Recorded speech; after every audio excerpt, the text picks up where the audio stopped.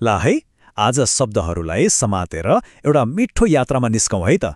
यो यात्रा हो एउटा ठाउँको, त्यो ठाउँसँग जोडिएका यादहरूको अनि मनमा उब्जिने अनेकौं भावनाहरूको।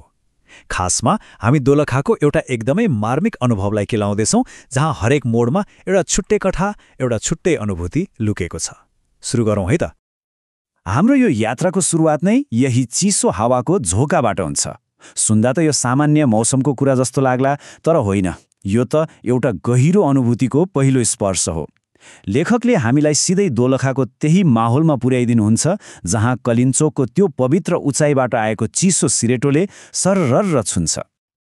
अब हाम्रो यात्रा उकालो लाग्छ, तर यो केवल पहाडको उकालो मात्र होइन है, यो त एक किसिमको आध्यात्मिक यात्रा पनि हो।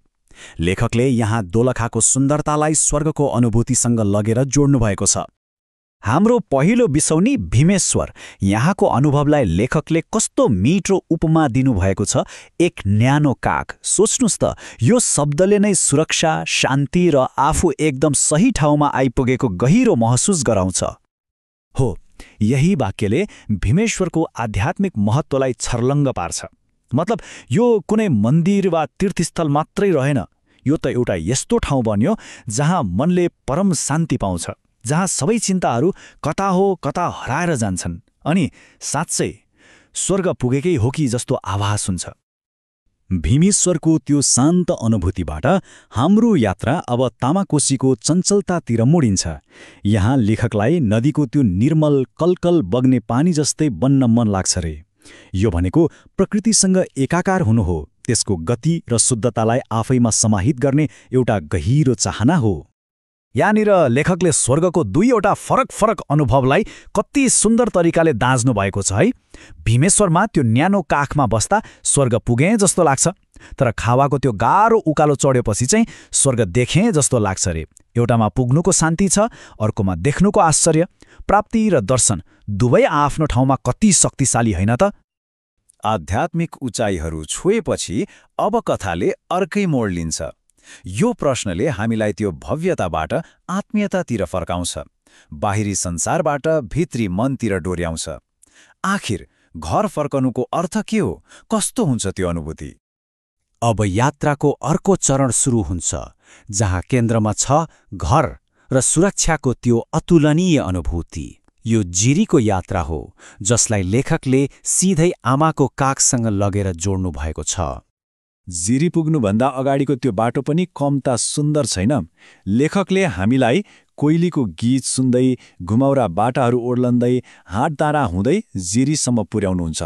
यो यात्रा कति शान्त र सुखद छ, जसले हामीलाई अन्तिम गन्तव्यको न्यानोपनको लागि तयार गरिरहेको छ। र यो नै हो त्यो चरम अनुभूति, संसारको अरू कुनै पनि ठाउँले दिन नसक्ने सुरक्षा र माया, जुन केवल आमाको काखमा पाइन्छ। लेखकले त्यही अनुभूति जिरीमा पाउनुहुन्छ। यो सुरक्षा र प्रेमको सायद सबैभन्दा शक्तिशाली बिम्ब हो।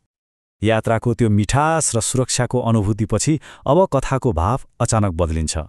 हामी चेर्दुङ पुग्छौँ र यहाँ यादहरूले मनमा एक किसिमको नमिठो पीडा ल्याइदिन्छन्। यहाँ आएर लेखक निशब्द हुनुहुन्छ। चेर्दुङको हावाले ल्याउने त्यो अनुभूतिलाई शब्दमा बयान गर्नै सकिँदैन रे। यो चसक्क भन्ने एउटै शब्दले मनमा अचानक उठ्ने त्यो गहिरो पीडा र यादको झोकालाई कति राम्ररी बुझाउँछ।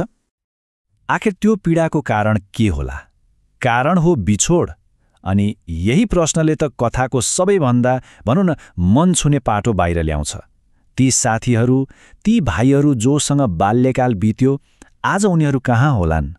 यो प्रश्न मात्रै होइन नि, यो त गहिरो एक्लोपन र एउटा नमिठो दुखाइको आवाज हो।